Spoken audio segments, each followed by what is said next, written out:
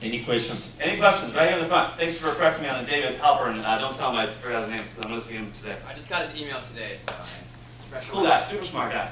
Yeah. So, as an early stage startup, we don't have time to write too much content, so we can't do that week plan or anything. If we had to pick one piece of content to generate maybe once per week, what should we focus on? Well, I think at this point you're going to have to do a little bit of keyword research, right? So you have to find how are people coming to my site, what are they searching on, and then do a little competitive analysis. What are they coming to your competitors for? And then you put those together and you rank them. You say these are the keyword phrases, these are the long tail keywords. You put together a little glossary, and then you rank them. You say these are the top 4 we're going to, and then you create a big rock piece of content around that. And then, again, this doesn't take a lot of work, right? So that little blogging calendar, that was for illustrative purposes only. Marketo, we were a machine, man. I mean, we were doing this every day. HubSpot, again, a machine. They're doing that 4 or 5 times a day. LinkedIn, I mean, we're a small team. There's 2 people on LinkedIn's market solutions team doing content, and I'm one of them.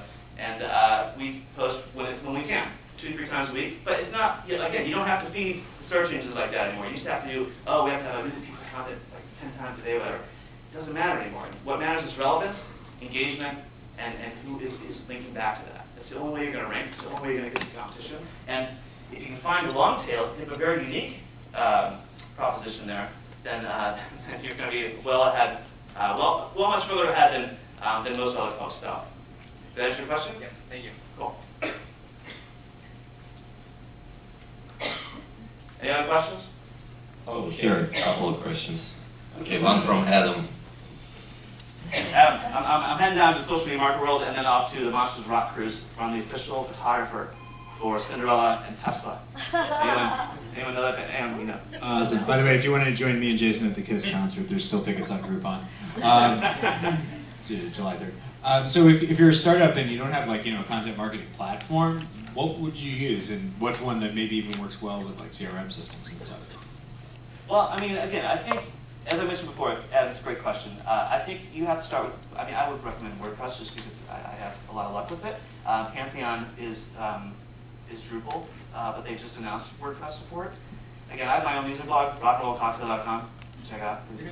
Anyway, but the idea is go where it's easy, man. It's just you don't have to have a big fancy website these days, especially for your blog. You need something that's clean, that's easy to read, that has share buttons, and that is mobile optimized. To do that, if you have a message and an image that goes along with that, you're going to be fine, right? And again, a couple times a week, once a week, it makes all the difference in the world. Just start doing it now. Don't say I'm going to do it this weekend. You say you're going to do it this weekend, you're never going to do it, right? So.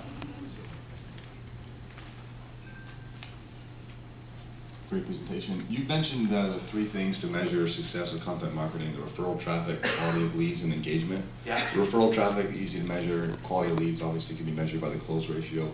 But the engagement metrics, what are the ones that you recommend? Again, I think you need to look, what I would say, I mean, there's a million platforms out there, but it's going to cost, right? So if you're not HubSpot creating this much content, then you don't have a whole lot to measure. So you do a Google Doc, and you drop in your posts, and you just kind of take a look at their shares, right? You look at their share volume, you look at how many people are talking about it. It's just, I mean, the vanity metrics that they referred to years ago, these are becoming more and more important. And I'm telling you what, I think it's just a matter of time before the search engines say, we figured out a way to get these little signals, these engagement signals, to play a role in SEO. I mean, it's got to be coming, right? So, but again, I don't think, my number one thing is don't overcomplicate this either. Look at the piece of content. If it's getting traffic, if it's getting engagement, time on site is high, bounce rate is low, right? Click through to another site. This is engagement to me. That's the way I look at it. I mean, it's really, don't overcomplicate it. Put together a quick doc. Each line list each one. You're going to need this for your content audit once you get this content piece built anyway. Know your top performing content. Once you find that top performing content is resonating based on engagement, shares, etc., then put some paid behind it and watch that thing explode. It'll happen. Thank you, Jason. Here's one question. I'm seeing a lot of startups and businesses devoted to outsourcing content marketing. So what are your thoughts on that? How do you feel about paying somebody else to develop your content for you? Well, I think it's necessary. It's absolutely necessary.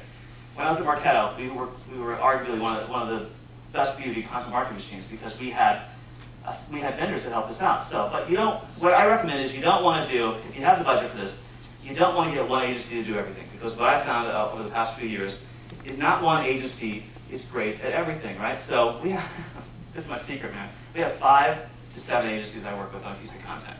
I have one who does our day-to-day Raisin brand content, easy stuff, right? Then I have the second one, which is if I need like a guest post or something, or some content that's like Forbes Inc. ready, I got another writer to up-level it. Then I got a visual specialist. They do nothing but visualize data for infographics, right? Because you got to put some effort into these infographics. Then I have a design and concept guy, who nobody can touch this guy on concepts and design. And then finally, we have an SEO guy who optimizes everything for us. So, but you got to have all this stuff working together. I call it like the death of the one-dimensional marketer, right? Because the modern marketer today, you don't have to be you don't have to be an expert at one thing. You have to know a bunch of different things. You have to know how SEO, how content, how social, how email, how demand gen, all these work together to fuel and to fuel your pipeline and grow, essentially your revenue. If you're not doing that, if you don't understand that, you have an agency who's talking a bunch of crap to you and giving you this dashboard that's so goddamn long that you don't even look at it. Nobody else does. That's pointless. Stop overcomplicating things.